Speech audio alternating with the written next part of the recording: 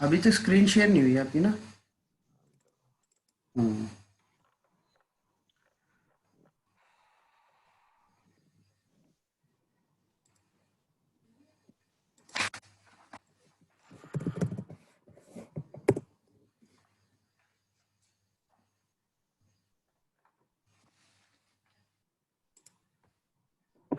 तो आज का हमारा टॉपिक रहेगा कैरियर एग्रीगेशन का। हम्म। तो very first thing is what career aggregation does in LT, why there is requirement of career aggregation, and what is this feature. Hmm. Okay. So if we talk about career aggregation, hmm. so just understand it by the simple word कि we are aggregating the career. Hmm. Okay. Hmm. Aggregating means like in case of it means we are aggregating two or more careers for career aggregation. That is a basic requirement. ठीक है। Okay, this is your career one, this is your career two. Hmm. So two careers we are aggregating, or more than two also we are aggregating. Hmm. So without career aggregation, if we see what is happening, we have our E node B, we have our UE. Yui.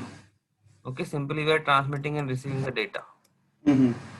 But in case of career aggregation, we are increasing our bandwidth.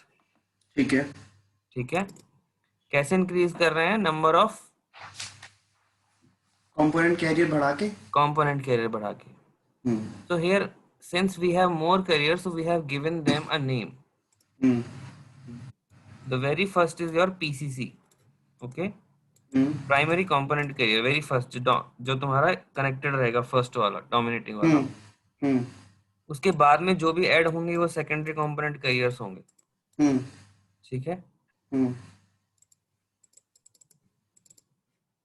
So by combining two more than one carrier together, either in the same or different bands, it is hmm. possible to increase the bandwidth available. Okay, okay. and in this way increase the capacity of the link. ठीक है। See, bandwidth बढ़ रहा है, इसका मतलब हम्म। क्या क्या बोल सकता हूँ मैं? If my bandwidth is increasing, हम्म। इसका मतलब क्या है? तो रिसोर्स एलोकेशन बढ़ रहा है। नंबर ऑफ आरबीज बढ़ रहे हैं, सिंपल. बिल्कुल। और नंबर ऑफ आरबीज बढ़ेंगे डाउनलिंक में, तो डेटा भी हमारा थ्रूपुट पे क्या हो जाएगा? ज़्यादा होगा। ज्यादा हो जाएगा, राइट? क्योंकि यूई को रिसोर्सेज ज़्यादा मिल जाएंगे। Right right right. Hmm. And one more thing, कि this carrier aggregation is possible in both the formats of LT, hmm. FDD and TDD both. ठीक है। Okay. Hmm. So carrier aggregation can be supported by both TDD and FDD. Okay. एफटीडी। और हम्म। Career aggregation जो feature है वो release 10 का है, LT release 10 का, जो कि बिल्कुल। 2011 2011 में आया था. ठीक है, hmm. Very much important release 10. Okay. Hmm. ये बेसिक थिंग्स हैं, आपको पता होना चाहिए, राइट? बिल्कुल। Okay, coming towards the next part. Just a second.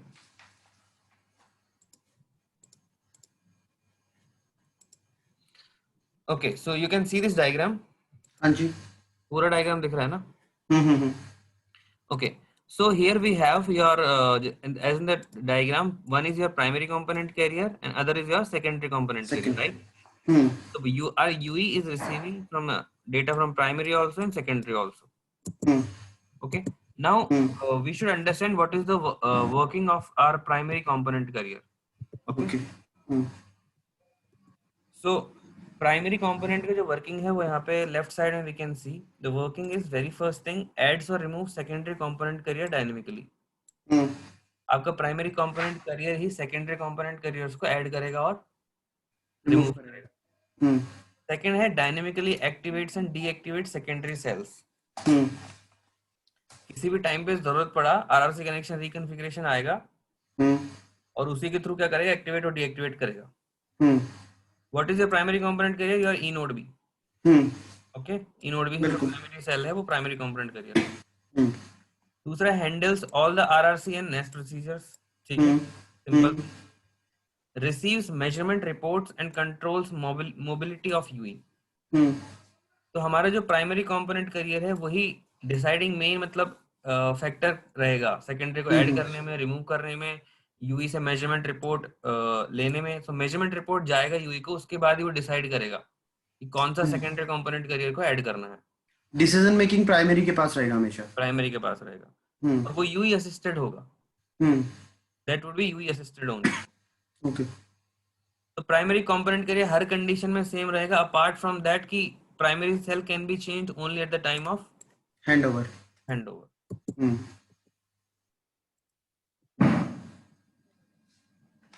अब बात करते हैं सेकेंडरी कंपोनेंट करियर का। हम्म तो सेकेंडरी कंपोनेंट करियर में क्या होता है कि UE can aggregate maximum up to 5 carriers. Hmm इसमें लिखा है 5 carriers, not 5 secondary component. Total 5 carriers possible है एलटी में। Hmm one is your PCC and 4 SCC.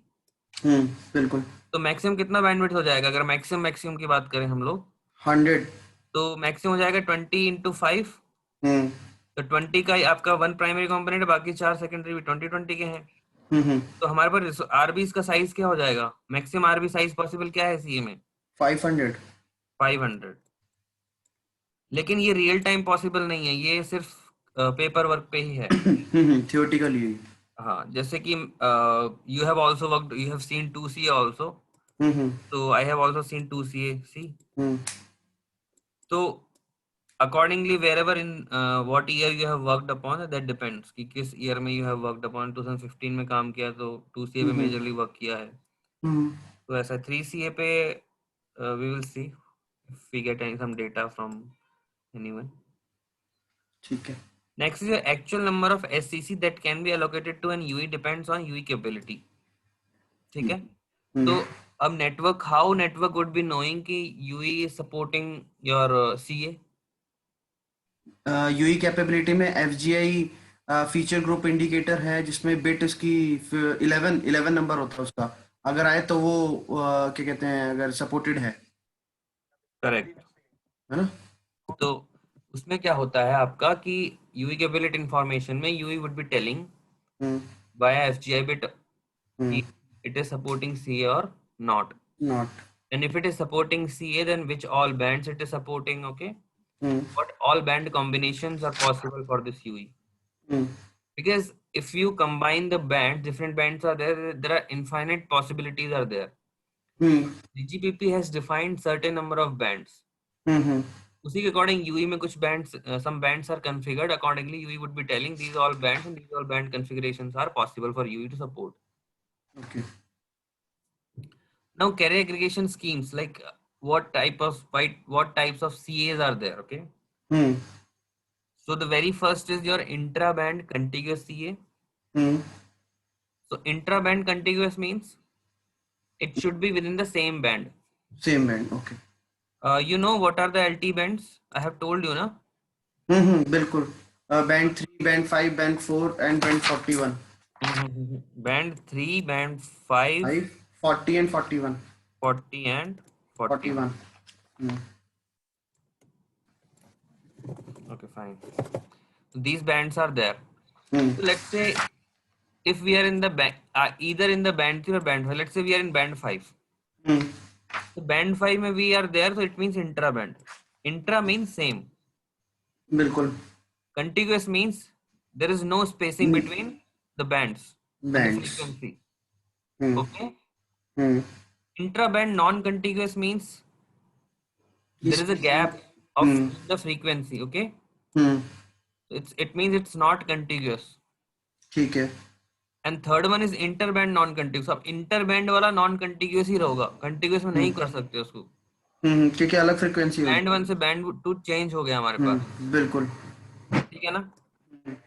Now very important one question has been asked in the interview hmm कि how you would debug this thing कि this is intraband CA और interband CA in the UE logs. Hmm भाई we know the definition, I know the definition, you know the definition, that's fine. Hmm But in UE logs, how would you know that this is intraband contiguous or intraband non-contiguous?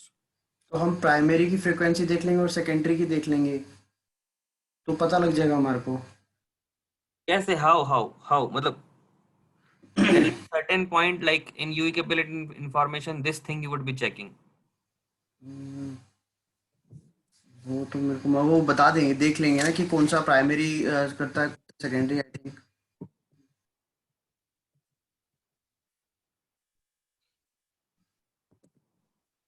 इसका answer ये है कि if there is continuous allocation of ERFCNs, okay. you got it, then it's intra-band contiguous. ठीक है। If continuous allocation नहीं है ERFCNs का, if there is gap, then it's intra-band non-contiguous. ठीक है, आई बात समझ में? समझ गया। ये कैसे पता चला हमको पता, हमने ERFCN देखा मेन तो, हमने देखा PCC का ERFCN कहाँ से कहाँ है। लेट्स से 1830 से लेके 1870 तक है। फिर हमने SCC का देखा, SCC का है 1871 से 1930 तक, तो ये क्या हो गया, कंटिन्यूस हुआ नहीं हुआ? बिल्कुल। लेकिन अगर कुछ गैप है, there is gap in the ERFCNs, it means it's non continuous. You got it? Got it. Very simple thing, okay? So this is an interview question, you just remember it, okay? Now comes denoting the band combination. What are the band combinations? So I mean, this has been asked in the interview also from me ki kaise how would you determine? Where we see the ERFCN in UE capability. Yes. Okay. So frequency, तो I guess the secondary component carrier का information you would be getting in RRC connection reconfiguration message. Okay. So there you can check in the like what are the parameters supported by secondary component carrier. But ERFCN का allocation contiguous non-contiguous, this thing you can see UE capability information. But UE capability information would be telling only about the UE capability, not about the PCC and SCC. बिल्कुल। You have to check RRC connection reconfiguration, I guess. नहीं, समझ गया। ठीक है, next thing we are talking about denoting the band combinations. The intra-band contiguous would be like CA_5. _5, ठीक है। This is intra-band contiguous. Okay. It means कोई gap नहीं है बीच में। कोई गैप नहीं है, और बैंड 5 है आपका। Okay. CA_XX intra band non contiguous, बीच में गैप है। There is a gap in the frequency domain. Next is your CAXY inter band CA, band ही चेंज हो गया यहाँ पे। बैंड 5 है और 8 है, और दूसरा बैंड आपका 8 है।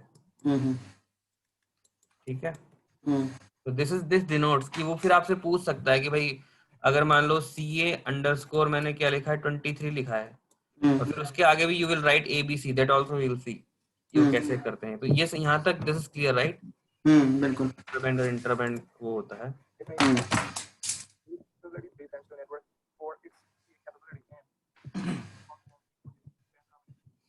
अब देखो उसमें आपका जो यूई कैपेबिलिटी इंफॉर्मेशन है उसमें क्या क्या जाएगा।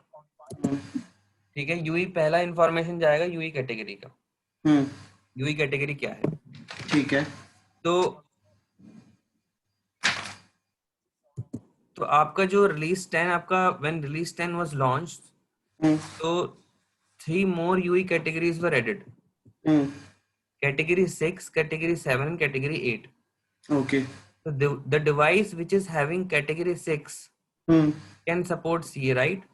Okay. So it could be a question also ki like from which what did I say, which category of UE it supports CA. So you can say it should be at least of UE category 6 to support the CA. Okay. Now one more question is there, like all RF conditions are pretty much good, and we are using CA but speed is not coming. And there could be a thing, one more thing ki your UE is not of category 6. Okay. अगर category 6 का नहीं होगा then it is not having CA capability of CA, right? So how would the speed come in the downlink? Okay. So that's the basic thing. तो very first thing would be your UE category. Okay. Okay. Hmm.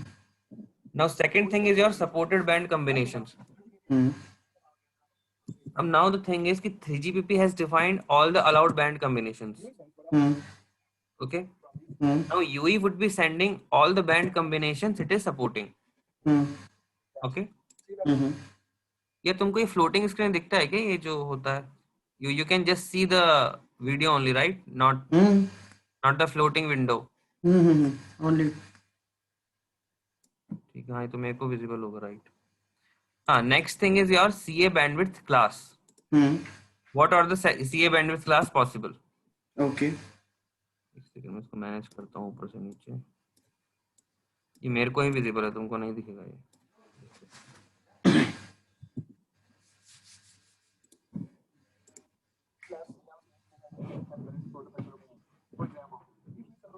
तो CA bandwidth class कौन कौन सी होती हैं बताइए? ABCDE. ABCDE, right? और ये properly हमारे को बताते हैं कि कितना रिसोर्स एलोकेशन होगा, जो हम एग्रीगेट कर सकते हैं, बैंडविड्थ बताएगा पूरी प्रॉपर, है ना? ठीक है, तो सीए में बैंडविड्थ, तो पहला इन्फॉर्मेशन क्या भेजा हमने? यूई कैपेबिलिटी इन्फॉर्मेशन में क्या क्या इन्फॉर्मेशन, पहला क्या था? UE category. कैटेगरी. तो ये तुम नोट डाउन कर लो. नोट डाउन है मेरे पास, कर रहा हूँ साथ साथ ही. एक बार एक चीज तुम लिख लो कि यूई कैपेबिलिटी इन्फॉर्मेशन सीए के लिए क्या क्या जाता है. हम्म. तो अराउंड 4 और 5 पैरामीटर से जस्ट नोट कर लो, डिटेल में सुनते रहो उसको. ठीक है. तो very first thing is UE category. Hmm. उसमें लिख लो यूई कैटेगरी 6, 7, 8. 8. ओके. ठीक है. उसके बाद लिखो second is supported band combination. Hmm. Now third thing is CA bandwidth class. CA bandwidth class. Okay. Now CA bandwidth में classes, there are 5 types of CA bandwidth classes available. Hmm. A, B, C, D and E. Hmm. These classes are defined according to the size of the RB and number of contiguous CCs, component carriers. Okay. So RA is having number of RBs less than equal to 100. Maximum RB possible 100. It means 20 megahertz of bandwidth, hmm. right? Right. Now next is your B bandwidth class B. B. Again maximum possible RBs are 100, 100. but continuous carriers are possible 2. 2. Okay. तो यहाँ पहले यहाँ A और B में basically interview can ask what is the difference. Hmm. ये RBs तो same ही है, maximum okay. RBs. Hmm. Difference is of contiguous carriers. Okay. यहाँ पे 1 है, यहाँ पे 2 पॉसिबल है बी में. Hmm. Hmm. Coming towards the class 3, class C. Hmm. Class C में आपका मैक्सिमम आरबी पॉसिबल है 200 और मिनिमम क्या होना चाहिए? 100 होना चाहिए, 100 से ऊपर. हम्म. और कॉम्पोनेंट कैरियर पॉसिबल है 2. 2. ठीक है. हम्म. अब देखो यहाँ पे एक बात समझो, यहाँ पे मैक्सिमम नंबर ऑफ आरबीज 100 है ए में. हम्म. मैक्सिमम बैंडविड्थ क्या होना चाहिए? 2. 20. हाँ.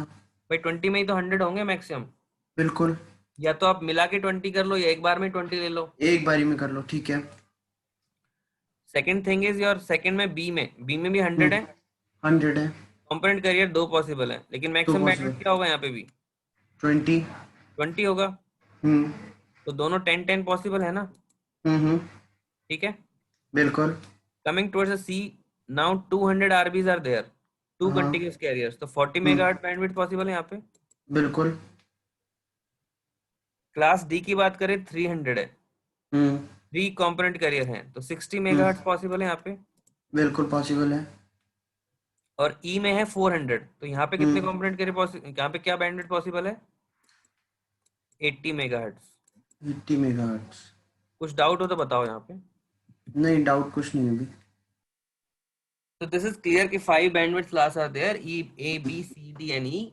A and B are having 100 RBs maximum possible, which is equal to 20 megahertz of bandwidth. But component carrier difference is there. A supports only one, while B supports 2 component carriers. बिल्कुल. And this information would be conveyed in UE capability inquiry. ठीक है. Now D and E are having 300. Now C is having 200. E is having 300, E is having 400, 400. and component carriers are 2, 3 and 4 respectively. Now जरा ये वाला एक बार पढ़ो, ये क्या लिखा है यहाँ पे? C_3C, two contiguous carrier in frequency band 3, transmission bandwidth from 100 RB to 200 RB. Band 3 के अंदर जो कंपोनेंट कैरियर्स हैं, ठीक है, वो कह रहे हैं 100। देखो CA_3C मैंने बताया था, अगर सिर्फ एक ही है तो इंट्रा बैंड कंटिग्यूअस है ये। बिल्कुल contiguous. Now C denotes how many component carriers? 2. 2. ये 3 is your band, तो band 3 is there where 2 component carriers are possible. And transmission bandwidth you can keep between 100 to 200 RB. 200 बिल्कुल ठीक है। Next is your CA_25A 25A. Intra band not contiguous. Now band तो same है आपका, हो गया intra band. Band is same, it means intra band. Intra band में non contiguous है।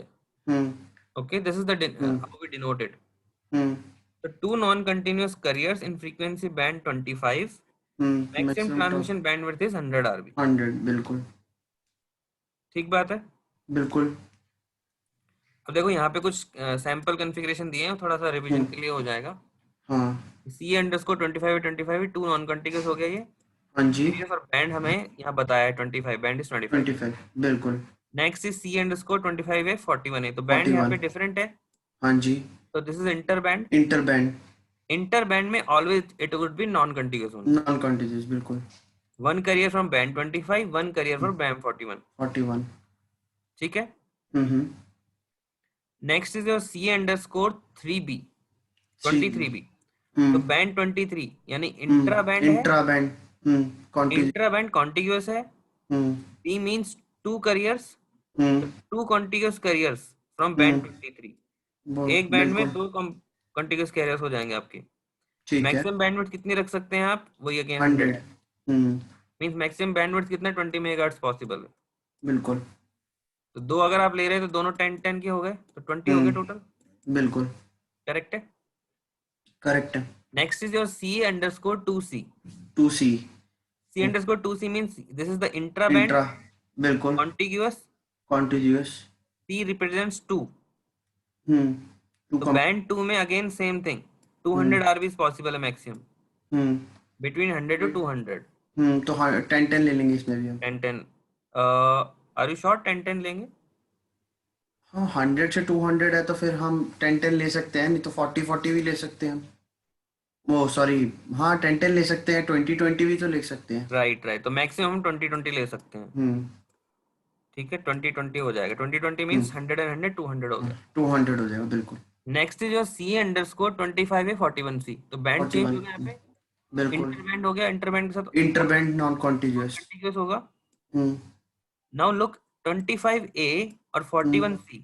तो one career is from 25A और 2 करियर फ्रॉम 41C। 41 बैंड से। ठीक है, this is how it would be there. Okay, and what is the maximum possible? A के लिए यहाँ पे कितना होगा पॉसिबल? 20 100 होगा। हाँ जी। और सी के लिए कितना पॉसिबल होगा? सी के लिए हम लेंगे 200। हाँ 200 बिल्कुल। You got it. बिल्कुल। ये कॉम्बिनेशन हो जाएगा, ये 20 हो जाएगा। और वो 10 हो जाएगा, वो भी 20 हो जाएगा। सही है मैक्सिमम के लिए। ये मैक्सिमम का डिस्कस कर रहा हूँ। क्या मैक्सिमम क्या पॉसिबल? ठीक है। ओके, ये वाला पार्ट क्लियर है राइट हमारा? क्लियर है। ठीक है, we'll move towards the next part now.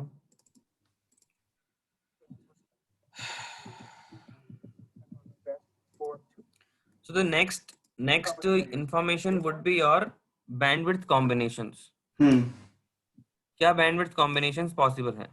ठीक है। तो अब the thing is again कि band, इससे पहले क्या था? supported band combination. इसमें क्या है? bandwidth combination. ओके। तो ये भी चीजें हमारा क्या है कि 3GPP ने ऑलरेडी डिफाइन किया हुआ है। बिल्कुल। तो ये भी हम क्या है, ये भी 3GPP डिफाइंड चीजें, ये भी मोबाइल कन्वे करेगा यूई उसमें कैपेबिलिटी इंक्वायरी में जी। तो इसमें ऐसा कुछ है नहीं ज्यादा, इसमें नॉर्मल सी बातें हैं ये सब। तो इसके लिए जो सब आई है आपका इंफॉर्मेशन एलिमेंट है, उसका नाम है supported bandwidth combination set. Okay. उसमें आपको बता देगा कि 1.4 मेगाहर्ट्ज, 3 मेगाहर्ट्ज, 5 मेगाहर्ट्ज क्या कॉम्बिनेशन पॉसिबल है। ओके। ठीक है, और ये बैंड कॉम्बिनेशन जो सेट आएगा ये भी हमारा उसी में आएगा, इसी में आएगा। है ना? हाँ। Band combinations and bandwidth combination both would be there. ठीक है। Bands are your band 3, band 5, band 40, band 41. Bandwidth is your 1.4 megahertz, 3 megahertz, 5, 10, 15, 20 megahertz. You got the okay, difference, right? बिल्कुल। ठीक है।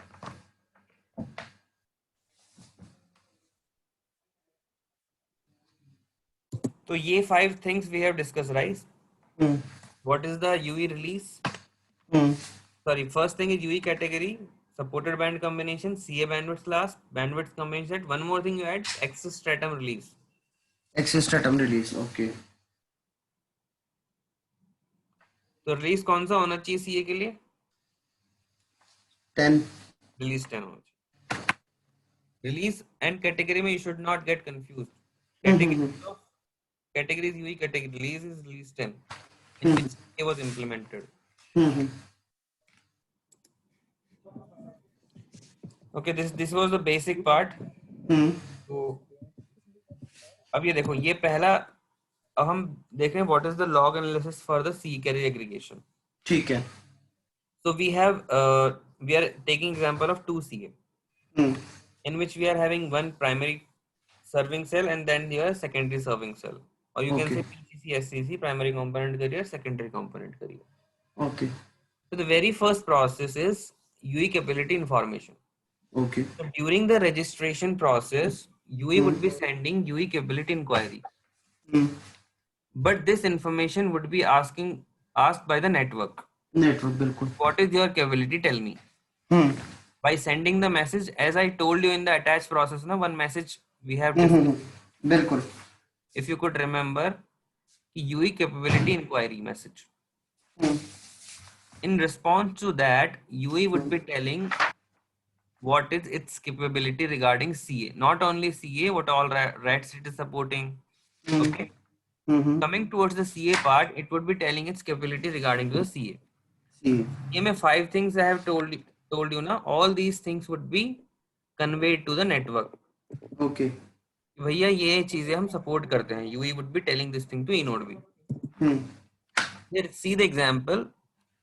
So you can see UE capability RAT container list here. हम्म। हाँ. See, this is value is UL DCCH message.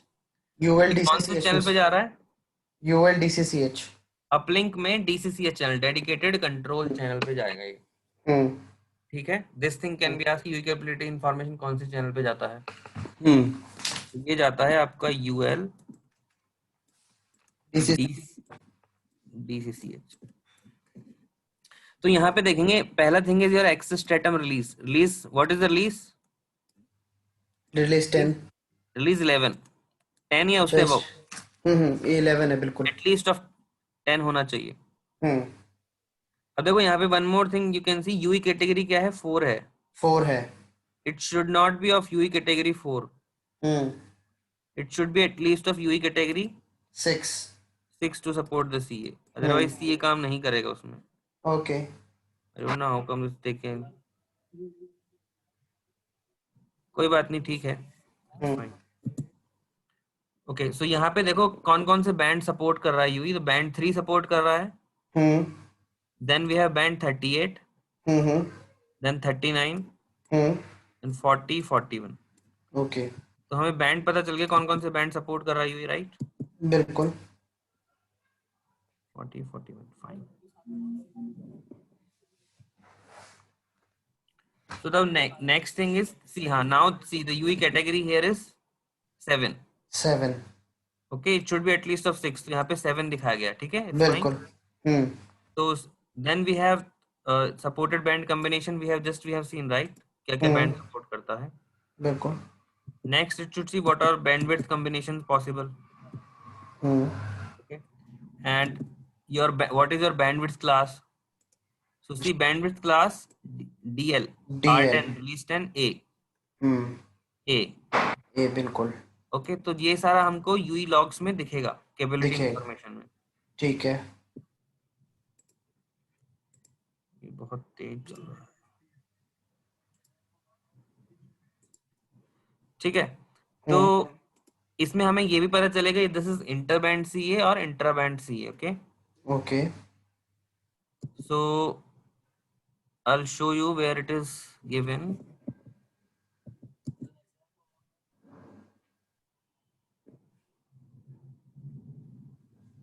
इसमें ये जो दिखा रखा है सीए बैंडविड्थ क्लास, तो इसमें क्लास तो कहीं दिखाया, मतलब क्लास का तो बताया नहीं, जो हमारा वो नॉर्मल हमने जो भी ए से लेके ई तक क्लास थी वो तो दिखाई नहीं इसमें अभी। एक क्लास लिखा है ना इसमें, एक हाँ हाँ हाँ, एक बोलो बोलो, ठीक है लिखा है, दिख गया, R10 क्या। Class A. Hmm. Okay, hmm.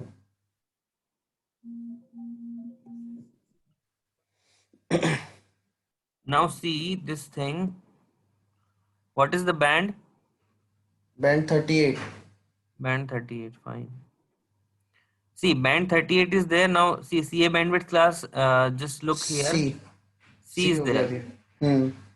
Okay, so 38C is supporting here, this class is A is given. Hmm. So like whatever it is supporting, it would tell to the network. Okay, okay.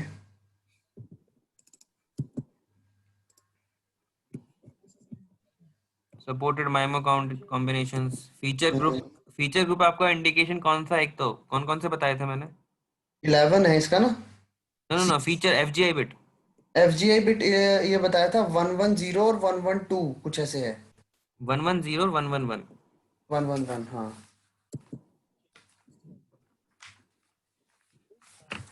Okay,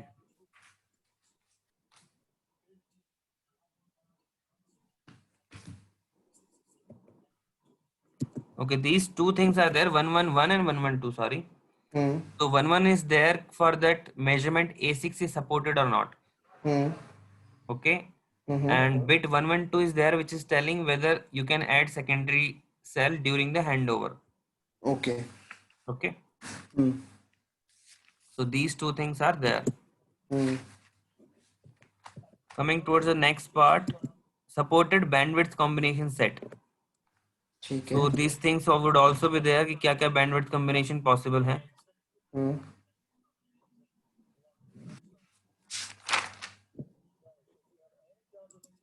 Okay, now first message is clear, UI capability information में क्या क्या आएगा. हम्म। Coming towards the next part, now UI would be sending measurement report. Measurement Okay, report, okay.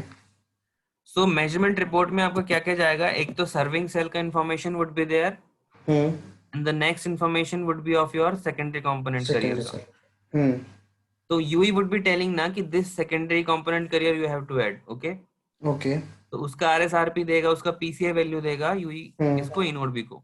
Okay. So UI would be giving the information, measurement information about the secondary component carrier. In that, it would be telling the RSRP value and the hmm. PCI value of the secondary cell, and hmm. also these parameters of the serving cell as well.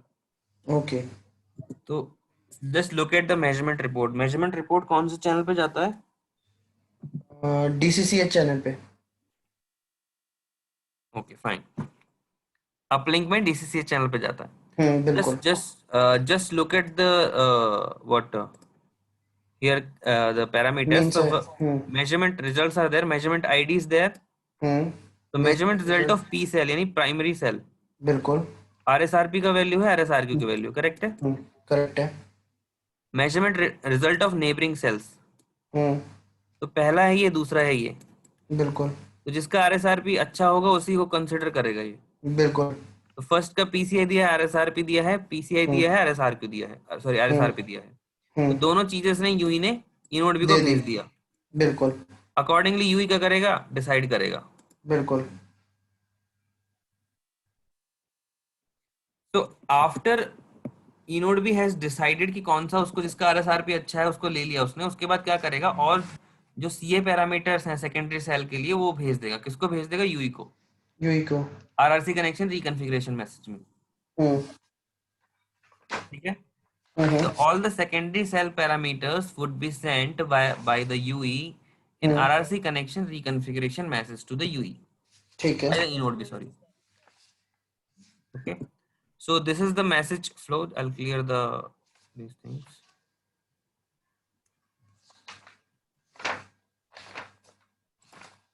Okay, coming towards the part log analysis वाला part, इसमें क्या दिखाया है हमको? What we are seeing? So radio resource config dedicated are there. तो इसमें we have secondary component करेगा information, उसका फिजिकल ठीक लेयर है। से रिलेटेड इन्फॉर्मेशन, उसका मैक लेयर का इन्फॉर्मेशन, मैक में आपका एक्सटेंडेड बीएसआर पीएचआर का है, ठीक है। फिजिकल लेयर कॉन्फ़िगरेशन में सीक्यूआई रिपोर्टिंग है, सीक्यूआई ट्रिगरिंग है, कैसे ट्रिगर होगा, पीडीएससीएच का इन्फॉर्मेशन है। Okay. So we have CQI PMI information configurations and PUCCH का इन्फॉर्मेशन इज देयर। तो आपके जो भी चैनल्स हैं, फिजिकल चैनल्स, उसका इन्फॉर्मेशन रहेगा, आपकी जो लेयर्स हैं उनका इन्फॉर्मेशन रहेगा, और जो मैक्सिमल एलिमेंट्स है उसकी इंफॉर्मेशन इन्फॉर्मेशन रहेगा। ठीक है। Now the very important part is your S cell to add mod list. This is the very important thing. Okay. आपको कैसे पता चलेगा कि कौन सी सेल आपको ऐड करना है? तो ये parameter this is telling you अच्छा। Secondary cell to add mod list. Hmm इसमें आपका S cell index, secondary cell का इंडेक्स बताया इसने, हम्म सेल आइडेंटिफिकेशन पीसीए बताई भाई 199 ऐड करना है आपको, यूई को बता रहा है, उसने यूई ने भेजा ना, ठीक है। दो भेजे थे बिल्कुल। हाँ जी, मेजरमेंट रिपोर्ट। 199 के लिए बोला है भैया ये ऐड कर लो आप, ओके। ठीक है। और उसकी डाउनलिंक कैरियर फ्रीक्वेंसी बता दी, यही फ्रीक्वेंसी है उसकी, ठीक है। ये इन्फॉर्मेशन उसको चली जाएगी। हम्म अब आता है और भी अदर इन्फॉर्मेशन होती है, जैसे एंटीना इन्फॉर्मेशन कितना यूज कर रहा है, ठीक है, ठीक है। और PHICH का क्या कॉन्फ़िगरेशन है, हम्म all these information would be sending. The main is your SL to add mod list index, ठीक है। ठीक है ना। ये क्वेश्चन एक होता है कि अब मेजरमेंट रिपोर्ट ने जो यूई ने तो दे दिया सेकेंडरी सेल का, लेकिन वो ऐड कौन सा करेगा? राइट आपका ऐड करेगा इसमें SL to add mod list वाला आपका पैरामीटर है, उसमें आप चेक करेंगे, you would be checking in the SL to add mod list parameter that what is the PCI of the secondary cell which has to be added by the ठीक UE है। in the aggregation, which has to be aggregated. Hmm Now यहाँ पे after sending the RRC connection reconfiguration message, UE add तो कर लेता है, UE can add the secondary component serial but cannot activate it. Okay. To activate this, eNode would be sending MAC control element. Okay. This MAC control element would be used to activate or deactivate the secondary component carrier. Okay. आपका जो MAC control element है ये आपका 8 bits का होता है, 8 bits का। 8 bits का 1 ऑक्टेट होता है, 8 बिट्स का। हम्म इसमें आपका एक 1 bit is R that is reserved, rest C1 to C7 are there. component carrier denote करता है। तो अकॉर्डिंगली जैसे हमारा अभी तक 4 मैक्सिमम पॉसिबल है सेकेंडरी कंपोनेंट करियर, तो C4 तक value C1 C2 C3 C4 का वैल्यू दे देगा, बाकी C5 C6 C7 future use के लिए रिजर्व्ड है, जस्ट इन केस कुछ और हमारे पास सिनेरियो आता है तो। ओके। ठीक है, 3 bits are reserve for future use.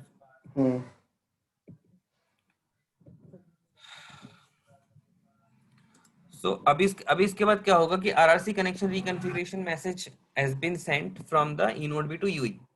एक क्वेश्चन था हाँ कि आरआरसी कनेक्शन रिकॉन्फ़िगरेशन भेज दिया, अब राइट उसको ये तो बता दिया कौन सा सेकेंडरी सेल ऐड करना है आपने।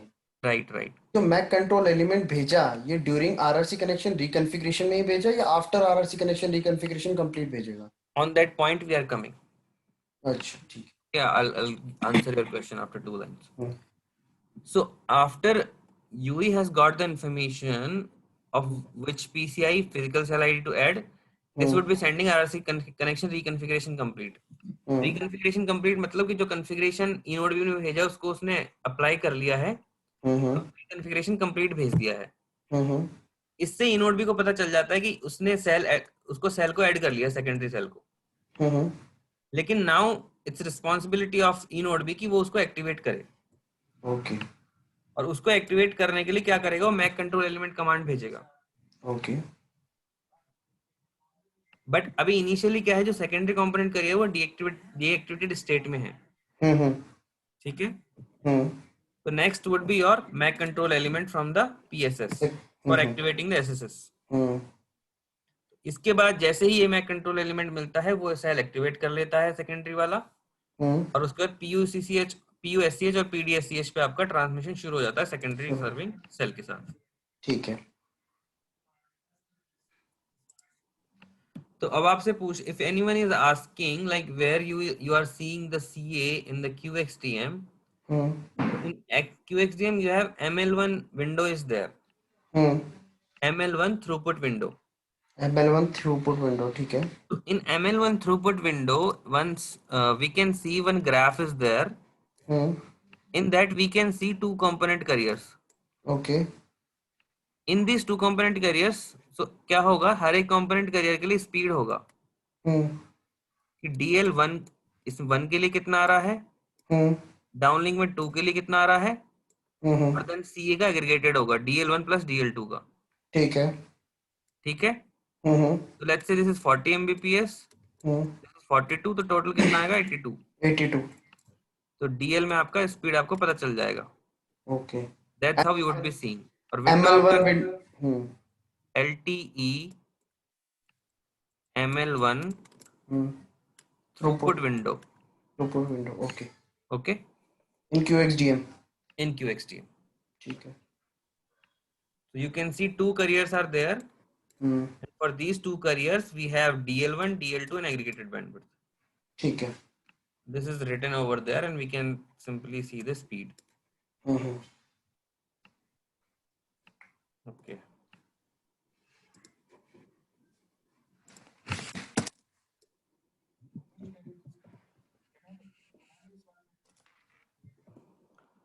Now the concept of cross carrier scheduling is there.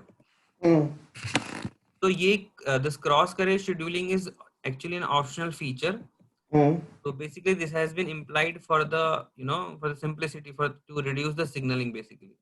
ठीक है। तो अगर हम नॉर्मल केस में बात करें तो UE is connected to both the cells, right? Okay. PSS and SSS. Now the thing is, अब इसके independent channels हैं, let's say PUSCH, PDSCH, PDCCH. तो हर किसी पे information जा रहा है. PDCCH is conveying the DCI information. PDSCH is conveying the physical downlink shared channel, यानी कि data. PUSCH is carrying the uplink data. Similarly, SSS is also there, right? Now the thing is कि let's say कि for secondary component carrier also we are using PDCCH. ठीक है। We are using only one PDCCH. This would be conveying the information of secondary cell, primary component carrier and secondary component carrier. लेकिन how UE would be knowing कि this information, this DCI format belongs to your primary component carrier or secondary component carrier? So this would be on the basis of CIF, carrier indicator field. Okay, CIF.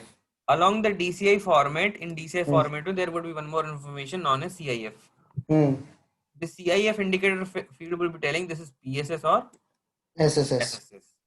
Okay. That's how you would be get to know कि you have to decode the data of PDSCH of PSS or SSS. SSS. Clear है? Clear है। तो कोई एक इसके कोई bit होती है, क्या होता है, कुछ तो होगा मतलब कि CIF का? CIF का value we need to see, just a second. So here what did you ask कि CIF का value क्या होता है? तो CIF का value, if we have CIF value 0, via RRC signaling inode would be indicates the P primary cell, cell के लिए वो। while the other S cell can be addressed via the serving cell index. एक serving cell index का होता है जिसमें CIF value would be same as serving cell index value. ठीक है। ठीक है, इसको मैं इस पेज का मैं तुमको लिंक देता हूँ, इसको गो थ्रू कर लेना। दे दो मेरे को एक बार।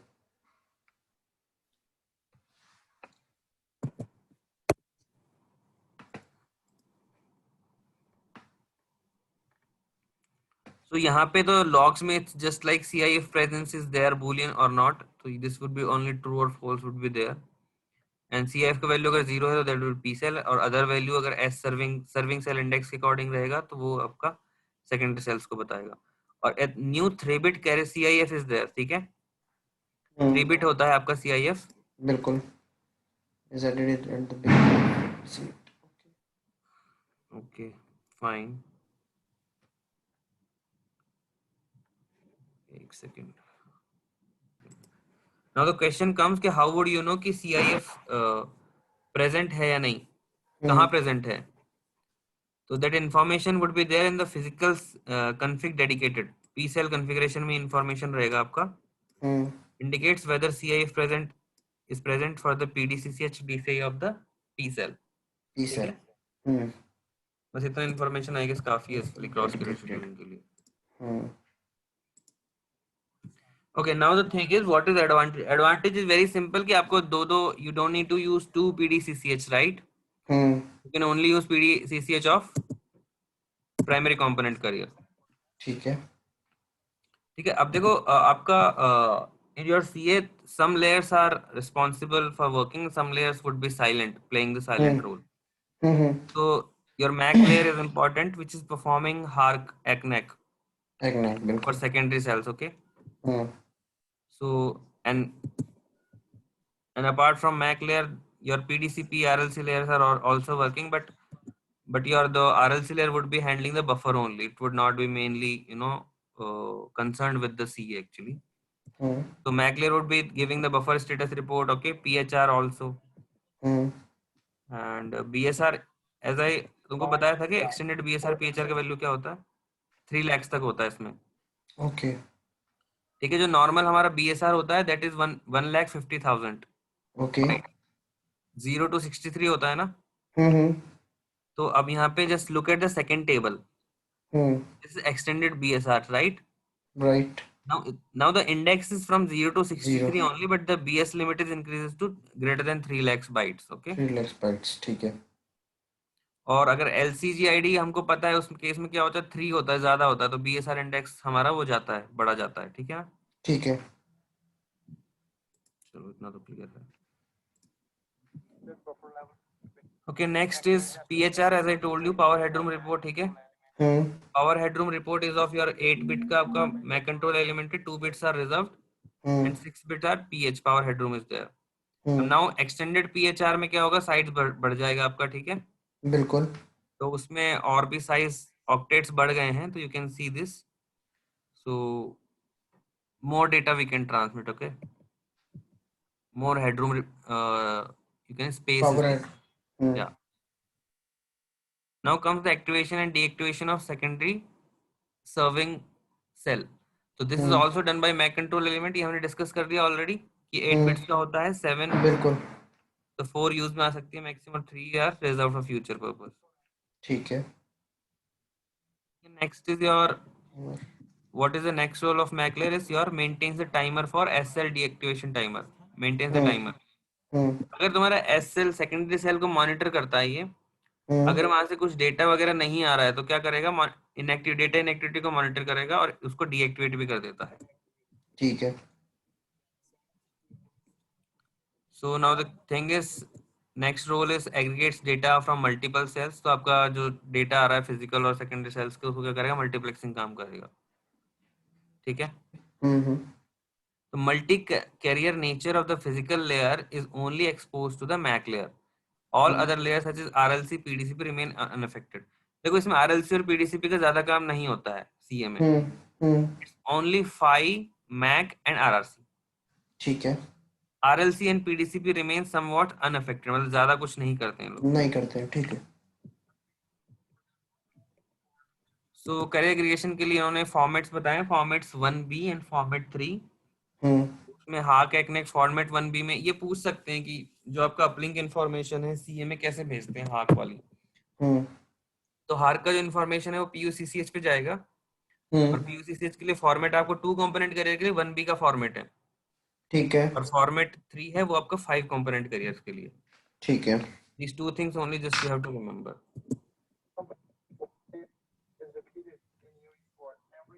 ठीक है ना, इतना ही काफी है। और RLC का काम मेनली होता है लार्जर बफर साइज हैंडल करना CA में। There is no segmentation nothing else, concatenation. और कोई यूज नहीं होता है इसका। ठीक है। तो ये तुम्हारा मेन कवर होता है CA। एग्रीगेशन। और तुम कुछ डाउट है तो बताओ इसमें। नहीं, डाउट नहीं है अभी, बस मेरे को एक बार दोबारा गो थ्रू करना है। एक तो CFI से गो थ्रू करना है, और एक थोड़ा सा वो गो थ्रू करना है जो लास्ट में जो आपने मैक कंट्रोल एलिमेंट्स के बारे में बताया ना, कि राइट राइट राइट। बफर होता है, वो थोड़ा सा एक बार गो थ्रू करना, बाकी सब कुछ बिल्कुल। इसका शेयर टेक नोट का लिंक also I am pasting in the chat, just go through it for once. Hmm Okay, in brief, I have tell you, but in detail, if you want to read these two links, just you have to refer it, okay, for this session, कि क्या हो रहा है क्या नहीं हो ठीक रहा है, एक है। बार खुद गो थ्रू कर लेना ज़्यादा अच्छा होता है, जैसे मैंने आरएलसी के लिए गो थ्रू किया था, राइट राइट राइट। वो बेस्ट था। इसमें everything everything is there, right? Channel bandwidth, two bandwidth, कितना स्पेसिंग है, क्वेश्चन कितना था कि जो कॉम्बिनेशन बैंड सपोर्ट। कॉम्बिनेशन है, जो बैंड कॉम्बिनेशन थे जो as per 3GPP specification standardise हैं, तो बैंड कॉम्बिनेशन जो ऑपरेटर डिसाइड करता है, जैसे एयरटेल का है 3 और 40, तो ये ऑपरेटर। बैंड कॉम्बिनेशन, हाँ हाँ, वो आपको एक तो जो UE, whatever band combination UE supporting as per the country और region wise hmm would be there. जैसे कि कोई issue, one issue could be there, like some company wants to launch its mobile here, hmm but if it is not supporting that particular band, hmm. then there would be issue, okay? नहीं, मेरा question ये था कि हाँ, operator side पे, ये तो operator पे डिपेंड करता है ना बैंड कॉम्बिनेशन की वो क्या रखता है।